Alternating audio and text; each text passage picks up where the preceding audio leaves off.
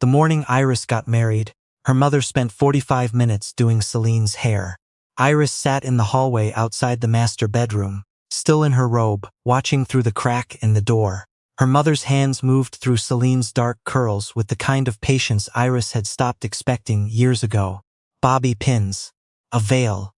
The good pearl earrings that had belonged to their grandmother. Iris had asked about those earrings once, the summer she turned 17. Her mother had said they were being saved for a special occasion. She understood now what that meant. Iris? Her father, Ray, appeared at the top of the stairs. He was already dressed. Charcoal suit, silver tie, the watch he only wore when other people were watching. He looked at her the way he always did. Like she was a problem he hadn't solved yet. You're not dressed. I have time. You have 40 minutes. He glanced toward the master bedroom, then back at her. And do something about your hair. It looks like you just woke up. She had just woken up. It was 7 in the morning. Ray straightened his cuffs and went back downstairs without saying anything else. Iris listened to his footsteps fade, then sat there a moment longer in the quiet hallway of the house she'd grown up in and had never quite felt at home in. She got up. She went to her own room, the smaller one at the back, above the garage, the one that got cold in November and stayed cold until April. She put on the dress she'd bought herself. No one had offered to help her choose it. The double wedding had been her mother's idea, or maybe it had been Ray's. Iris could never tell whose ideas were whose in that house. They tended to merge into one shared position that was presented as obvious and unchallengeable. The logic, as it had been explained to her, was practical. Why pay for 2 separate events?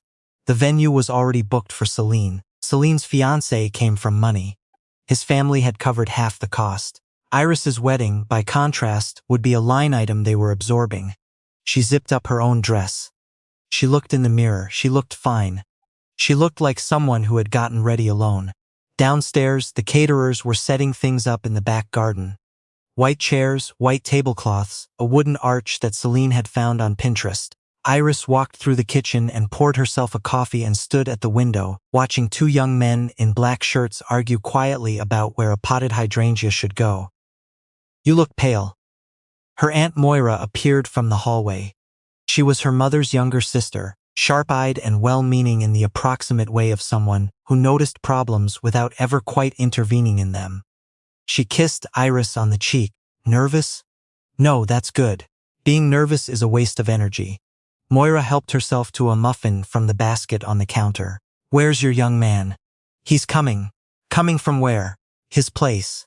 Moira waited, as though there were more information coming. There wasn't. Iris refilled her coffee and went back to watching the hydrangea debate. She had met Alistair Cole 14 months ago, at a conference she'd attended for work.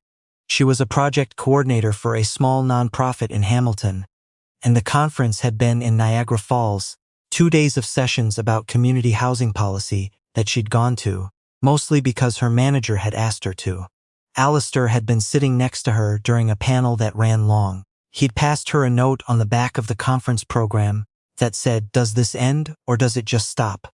She'd smiled. He'd smiled back.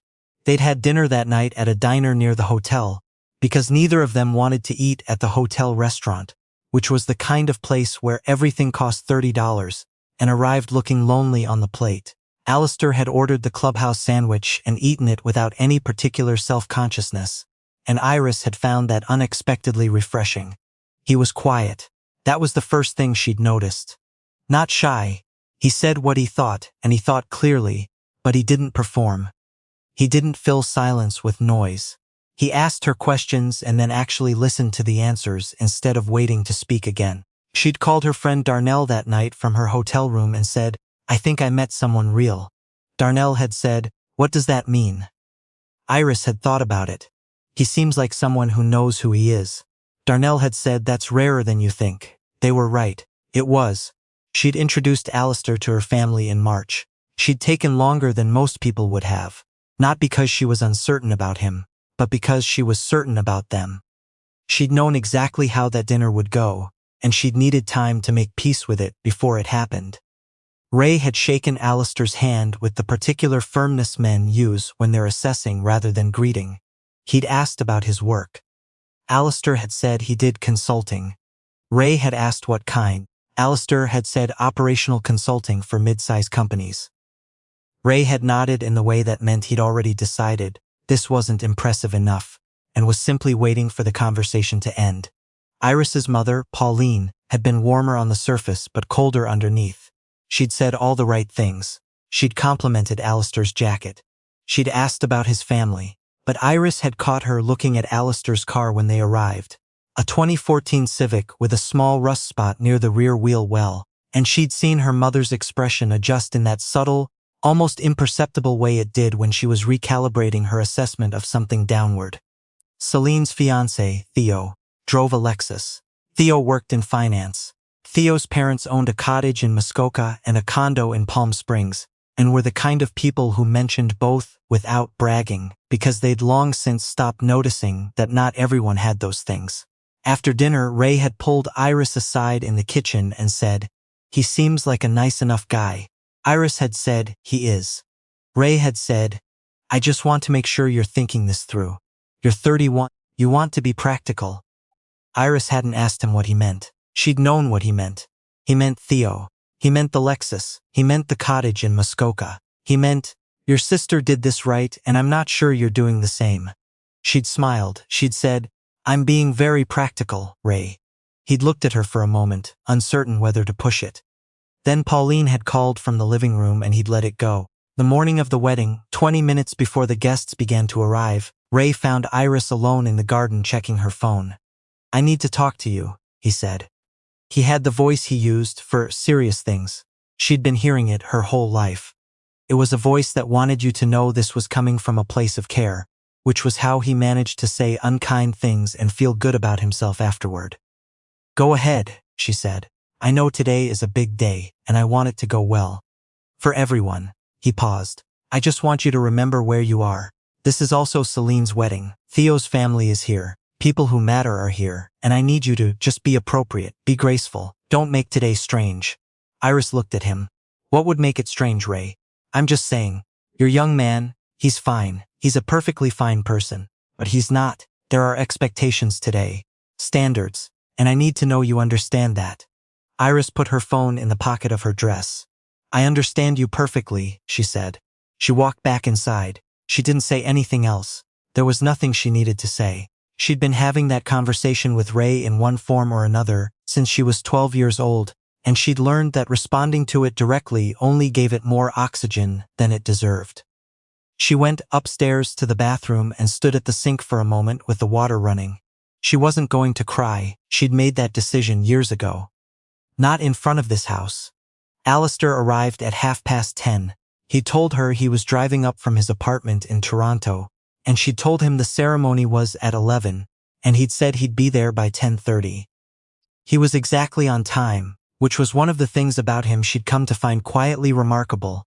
In a world where people treated punctuality as optional, he parked the Civic in the street because the driveway was full of Theo's family's cars, 2 BMWs and an Audi, and he walked up the front path in his dark blue suit carrying a small bouquet of white flowers he'd stopped for on the way. Iris watched him from the upstairs window. She watched her mother open the door, and she watched Pauline's face do the thing it did. The smile.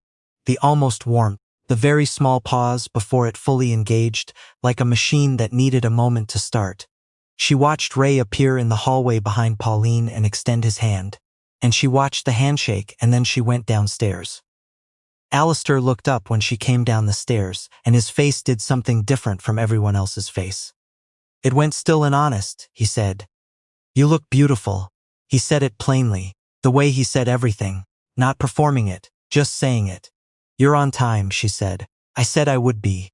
Behind them, she could hear Theo's mother telling someone a story about their trip to Lisbon. She could hear Celine laughing. She could hear the garden filling up with the sounds of the kind of event her family was good at performing. "Ready?" Alistair asked. "More than," she said. The ceremony ran long on Celine's side. There was a soloist who sang 2 songs instead of 1. Theo cried, which everyone agreed was lovely. Theo's father gave a toast that went 6 minutes over the allotted time, and no one stopped him because he was paying for things.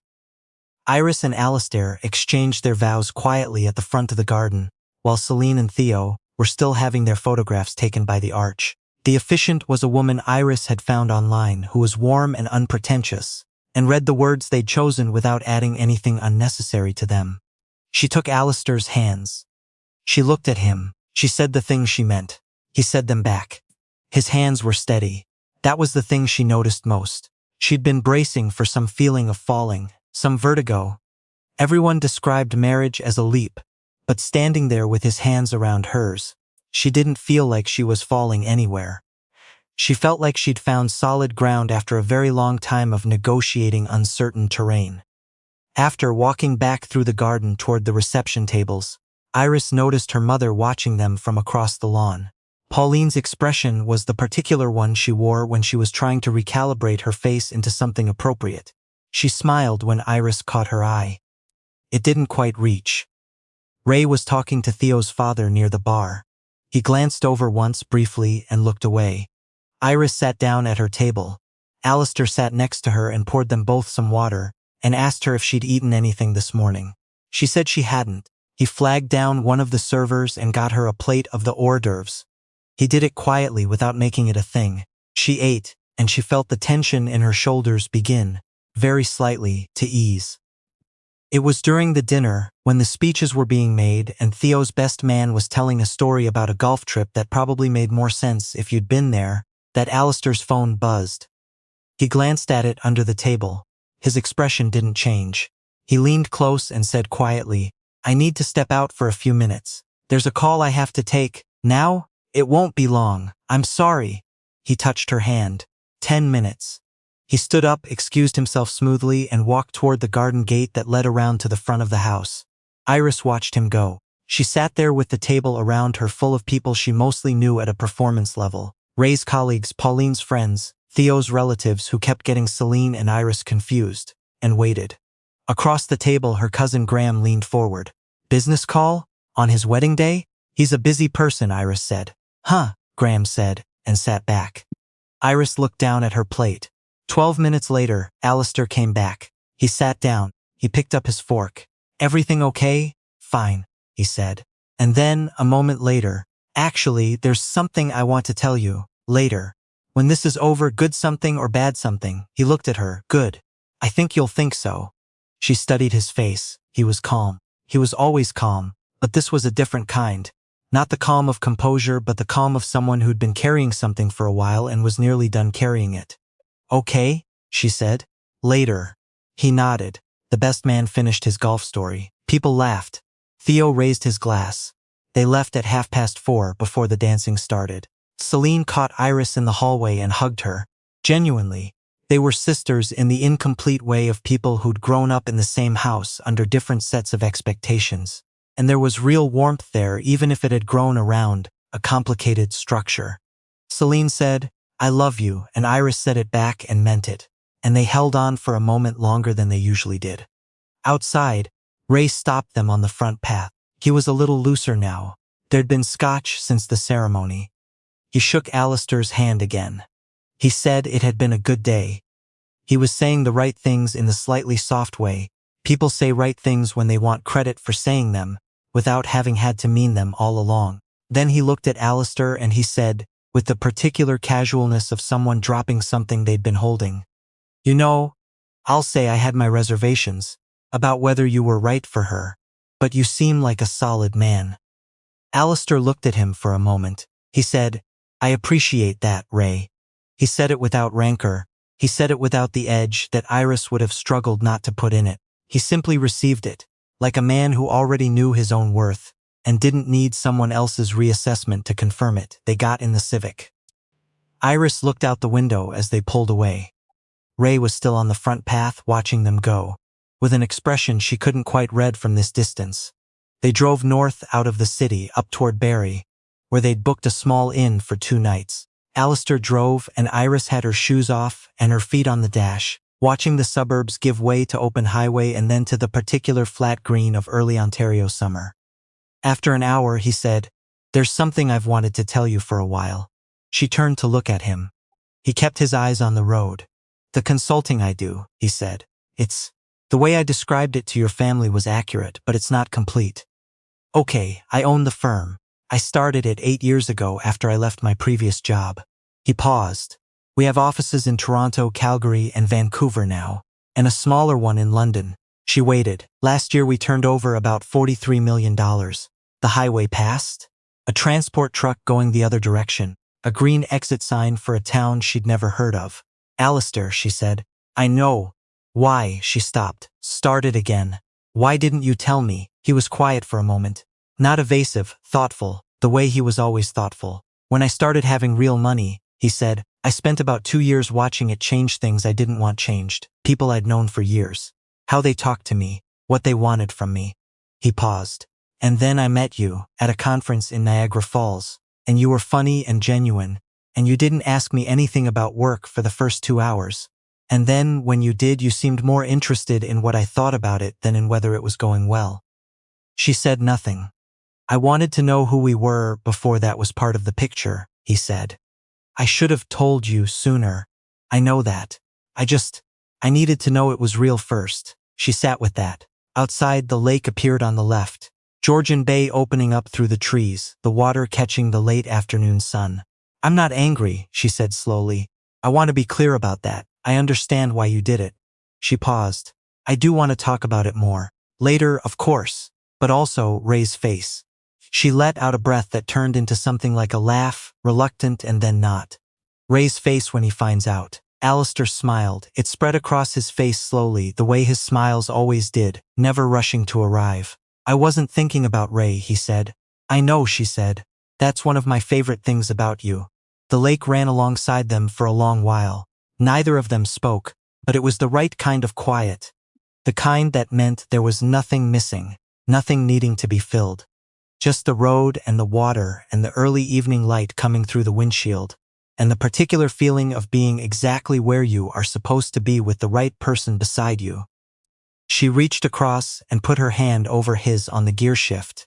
He turned his hand over and held it. She'd grown up in a house where she was always the lesser version of something, where her worth had been measured against a standard she hadn't set and couldn't meet, and where she'd learned to carry that quietly, to keep going, to not make it strange. She wasn't in that house anymore. She looked out at the water. She thought, this is what solid ground feels like. This is what it's been the whole time, and I almost missed it because I was looking at someone else's Lexus. The sun went down slowly, the way it does in June in Ontario, reluctant, like it knows it's good and wants to stay a little longer. Iris stayed too.